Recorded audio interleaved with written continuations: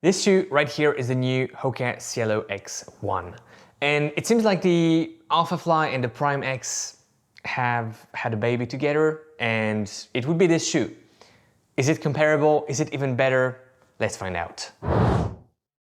Hey everyone, and welcome back on the channel. My name is Alex, and in today's video we are reviewing the Hoka Cielo X1, a brand new shoe.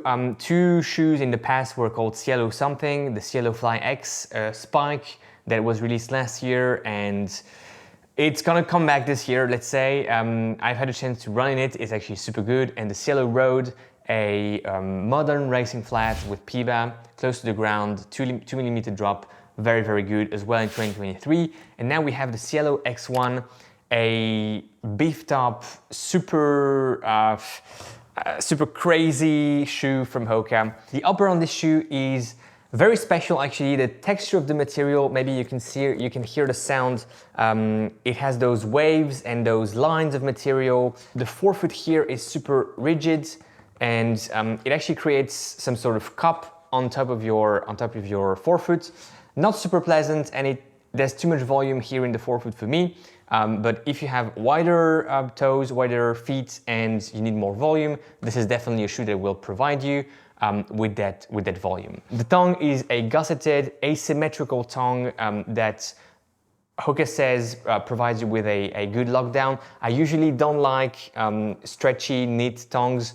This one is okay, but I'm still not a fan of that type of tongues. The big drawback with the upper is the laces. The laces are really not good.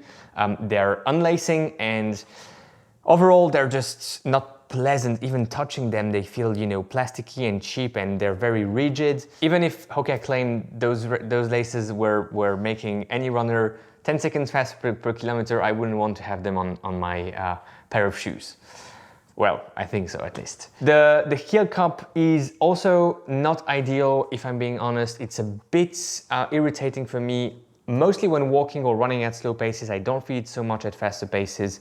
So the upper, I would say, can be better. It fits true to size, but it's definitely very voluminous, and you can probably go half down if you want to have something a bit more closer to your feet. Looking at the midsole, and that's where it gets super interesting. You have that dual density midsole with a top and a bottom layer with two different densities. In between, there's a carbon plate, a winged carbon plate, meaning that, as you can see here on the outside and also here on the medial side, it has those wings, and those wings will create some stability for you. The geometry of the midsole is also very special. As you can see, it has a quite pronounced bevel in the heel, but also that very long and actually quite steep rocker in the forefoot. You will get 39mm of stack height in the heel, 32 in the forefoot for that 7mm drop. Not super common, but let's call them 8. It's very close to an 8mm. At least from the geometry perspective, the way it works makes me feel more of a 4 to 6mm drop. Other than that, you have those cutouts, 1, 2, 3, with this one being the biggest one, and the one that is, of course, reminiscent of the Adizero lineup at Adidas. Although at Adidas, if you remember well, that was on the medial side, not on the lateral side. But yeah, very interesting. How does it ride? How does it work? It's very pleasant, very smooth, very targeted. You're landing on that midfoot and transition forward. The dual density PBA midsole is super smooth, just the perfect density, nothing to complain about. Very good performance here. I really want to compare it to the Mizuno Wave Rebellion Pro, a shoe that looks a bit like this, although it has a heel that is much more carved out. Why am I comparing the two? Because this shoe, again, is targeting really that midfoot strike and helping you transition forward with that very long and smooth rocker. The difference between the two shoes is that the Mizuno feels like it's designed for a 230 marathon runner, and that's actually how it was designed. This shoe feels like it was designed for pretty much any runner, and probably even more so a 315, 330 marathon runner that wants to have that assistance and help in their running. I feel like it's really gonna work super well for midfoot strikers. I have tried forcing a heel strike and a forefoot strike. It seems to work okay. I was surprised in the heel because I expected it to be quite weird and clunky. it is not. It actually works okay, and you don't need too much weight to compress that heel. So even if you're a lighter runner, you will be able to use that shoe. But midfoot strikers really will be better off with this shoe, with that targeted landing that this shoe offers, and that super long rocker in the forefoot.